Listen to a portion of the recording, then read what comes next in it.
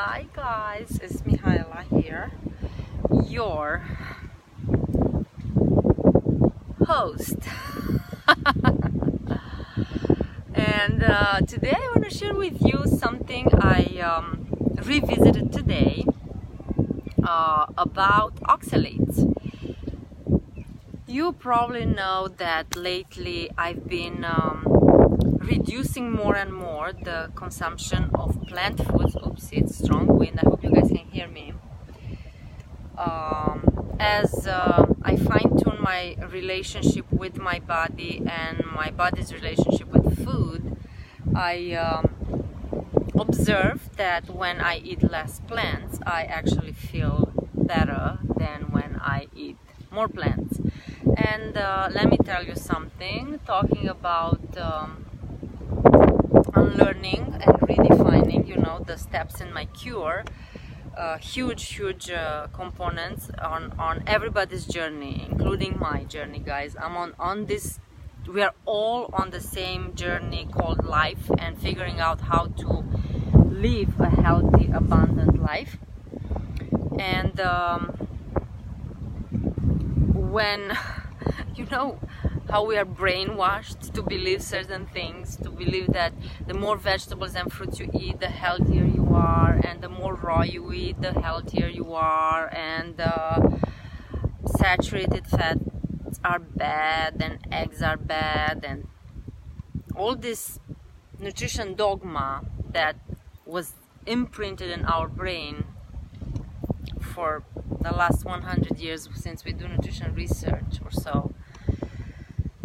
And how difficult it is when you make a change, a dietary change that goes against the grain, against the common knowledge, and against the established normal knowledge, such as not eating plants.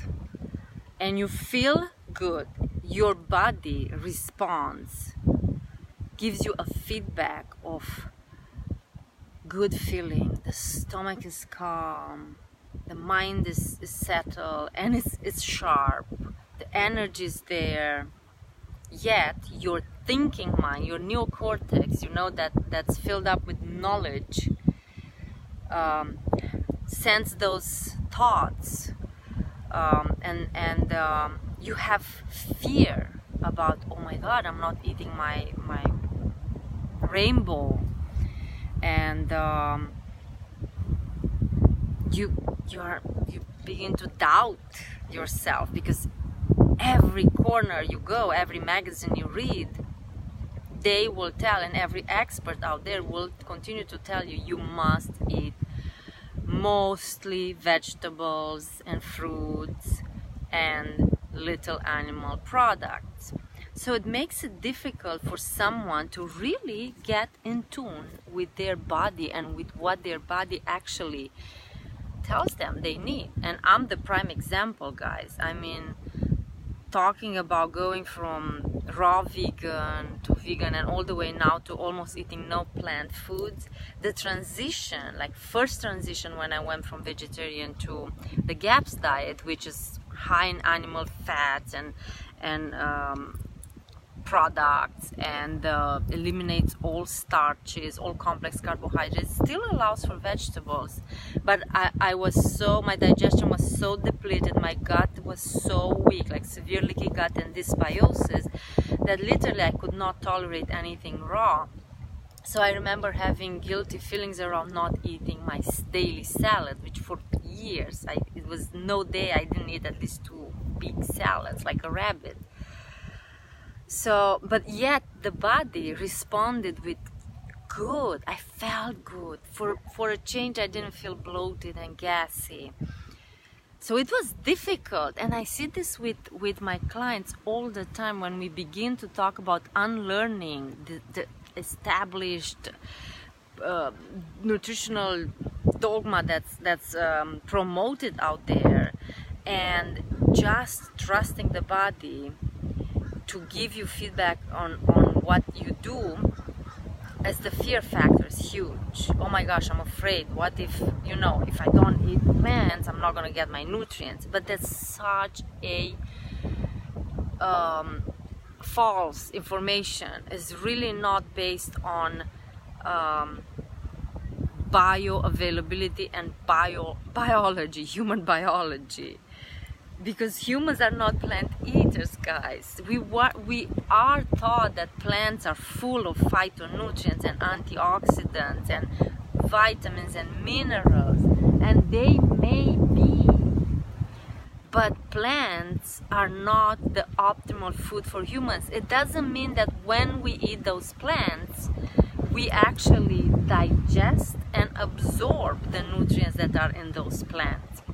And here's the kicker: you may feel okay, you may not have severe illness that you can put a finger on as a primarily plant eater, but that doesn't mean you're not developing nutritional deficiencies. All it means is your body can get by, because we are omnivores, right? And we survive by adapting to changes in our environment. Therefore, you can adapt to eating plants. It doesn't mean it's optimal for you, and it doesn't mean you're not developing nutritional deficiencies. And here's the thing. Pottinger, a medical doctor in the 1930s, he did a study on cats, and he observed that cats, I hope you guys can hear me with the wind, cats, when they were fed a diet that was inflammatory and nutrient deficient for cats, the equivalent of what we eat today, standard American diet, you know, high in vegetable oils, highly inflammatory, high in sugar, processed carbs, the cats developed nutritional deficiencies, but they were manifested with each generation as chronic diseases more and more. So by the third generation of nutritionally deficient cats, they had severe allergies and atopies and skin conditions, and by the fourth generation those cats were actually infertile. And now, if we pause for a second and we try to extrapolate this knowledge, which tells us that nutritional deficiencies are imprinted in our biology and transmitted transgenerationally. So I may be okay in my lifetime, go by with what I'm doing, but my offspring is less off than I am, and then if he continues with the same nutritional deficiencies, or maybe even worse, his offsprings or her offspring would be even worse. And then by the third and fourth generation we see terrible chronic inflammatory conditions. And that's what we see today: autoimmunity, allergies, asthma, atopies, skin disorders, cancer, metabolic disorders. These are rampant. Infertility. So then if we look back 3 and 4 generations, we can trace that to the changes that we as humans experience in our diet and lifestyle. So therefore, what I'm trying to explain here, and I started with the oxalates, and I feel like I'm going in a bigger picture. The real true message is this: be willing to unlearn and redefine food from you based on your body's feedback. That's number one.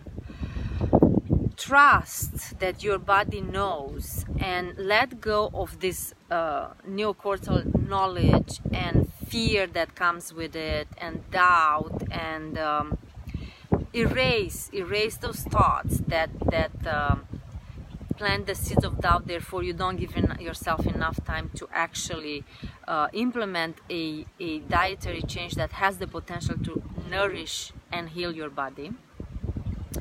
Know that plants, although they have phytonutrients and antioxidants and vitamins and minerals, they are not our optimal, most absorbable food. Therefore, it doesn't mean we absorb them.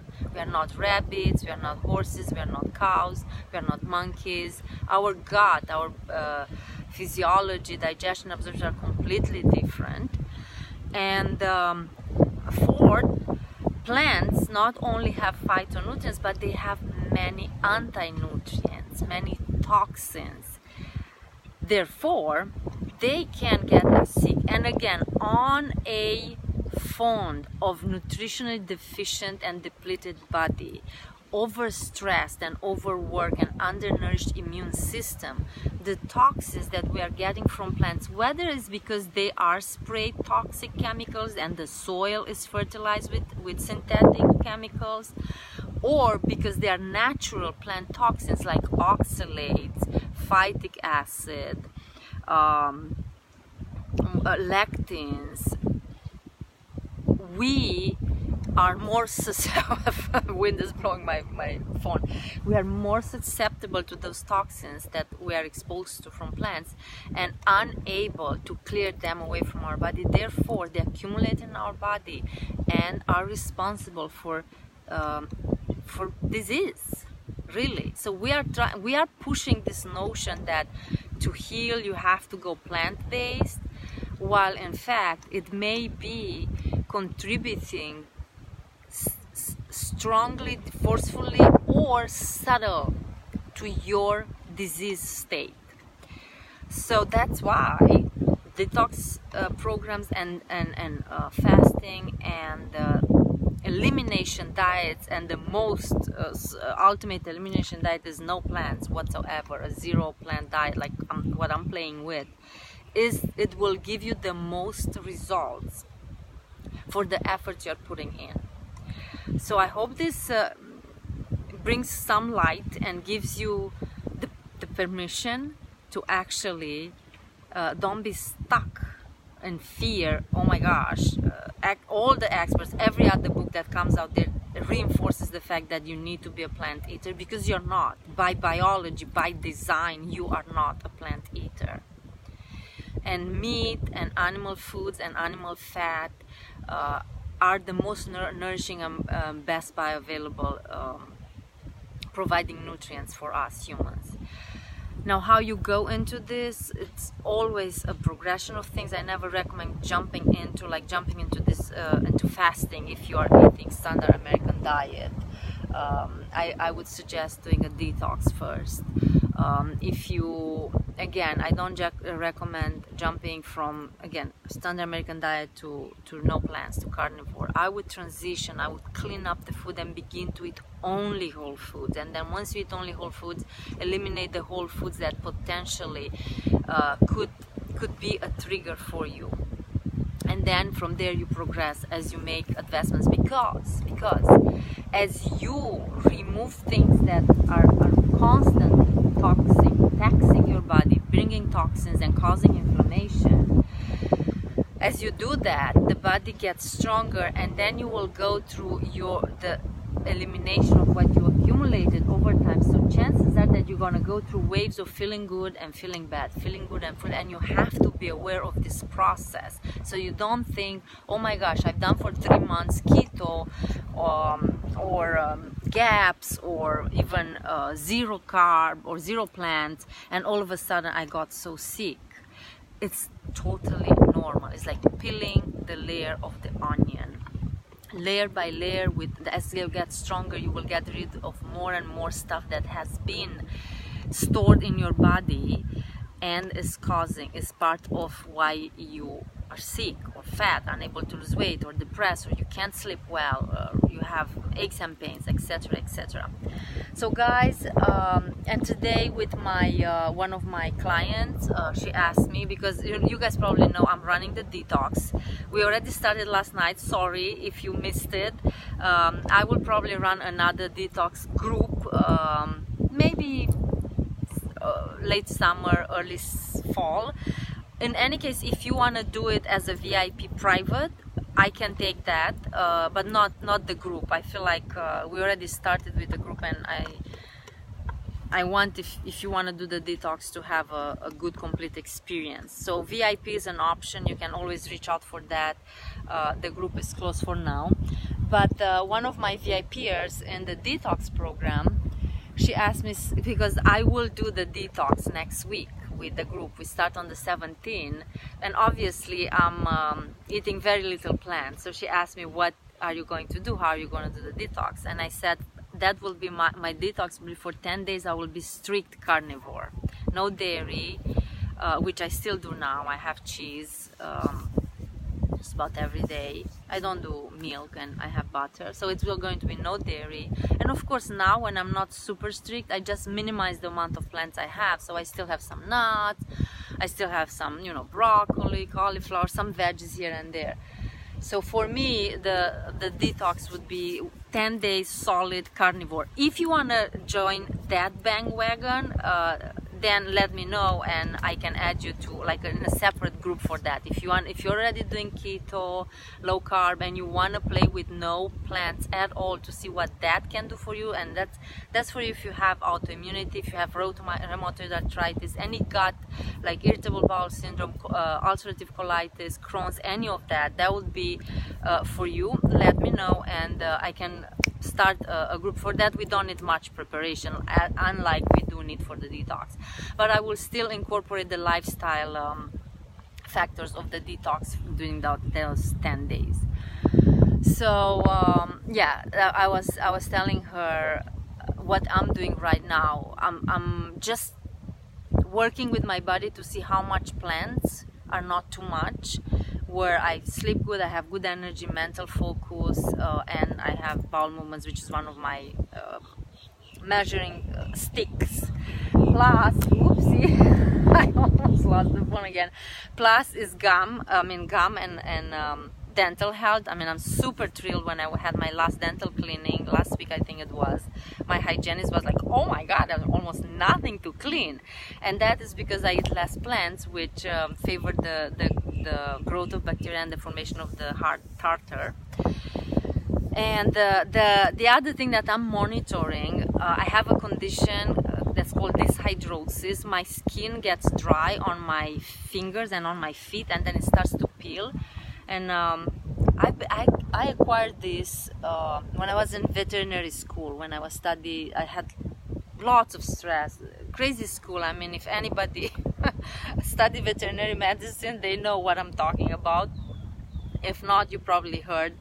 Extremely stressful times, and I started to get flare-ups like that during my sessions of exams, and it never stopped. Like, so anytime I have more stress in my life, I would start to peel. Like right now I have a little bit right here.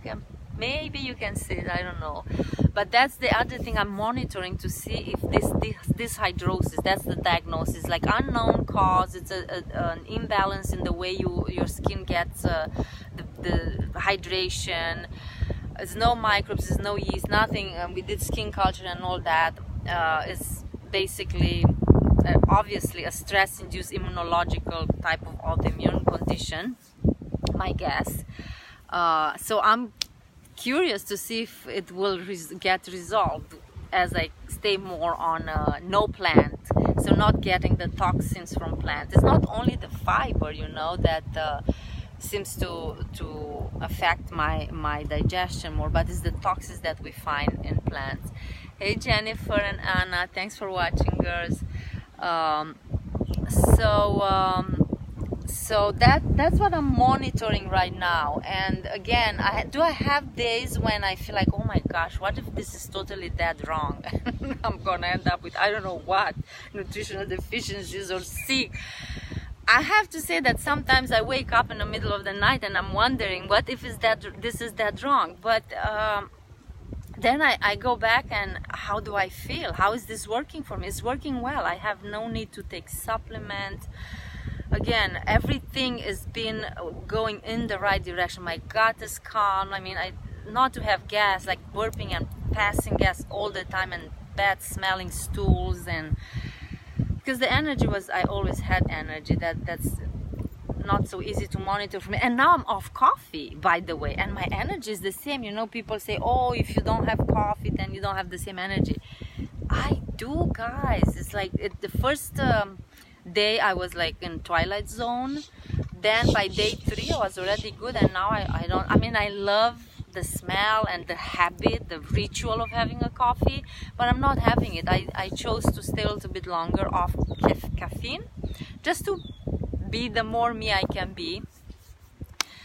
Occasionally I still have dark chocolate, which by the way is high in oxalates, but I don't have that much to think that it's a problem. And in fact, the way I see it, okay, let's say by design humans evolved, you know, on animal fat, animal foods, animal products. We were hunters and gatherers, so most of the time we relied for our nutrients and energy source to come from some form of meat with its natural fat content, and occasionally we ate plants, berries or roots, or maybe even nuts and seeds as they were available, and especially if nothing else was available.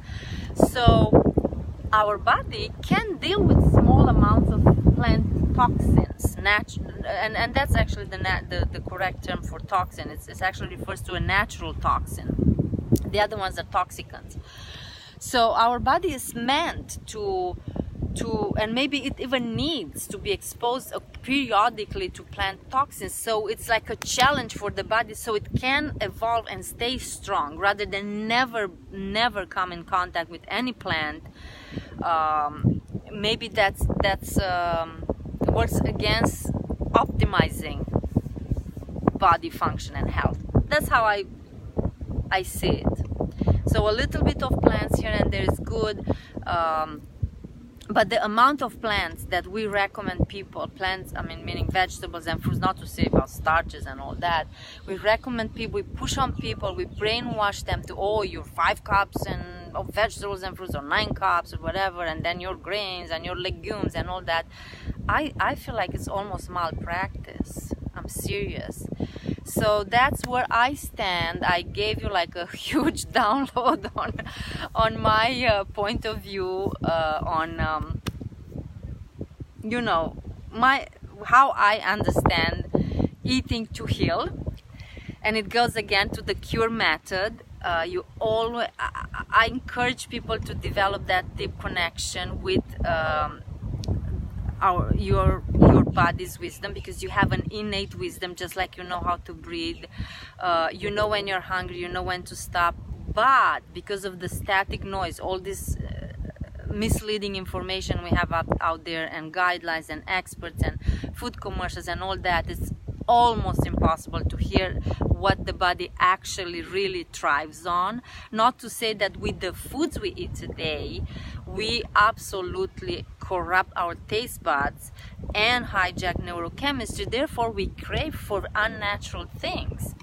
So work on this connection and trust that the body knows, and then be willing to unlearn, to redefine food from your body's needs, and then that would elevate you to the next level. I mean, who doesn't want to sleep good, have energy, be the best version of themselves as they grow older? In fact, the beautiful lady I had today, our session as a VIP in my detox, she just said in her 20s she was so ill all her life, and now she's in her 50s and she feels better than before. So with every decade she just got better and better and better. Isn't that wonderful? Like, we expect as we grow older to feel crappier, to have less energy, more aches and pains, more headaches, but as the opposite is happening. Hey Andre, I'm here on the river. Okay, my son's swimming is over, I have to go. It was a pleasure chatting with you guys. You know I can ramble about this forever. If you find valuable this one, share with your friends, comment, and come back for more. Have an awesome one, and I'll talk to you soon. To your cure. Find your cure.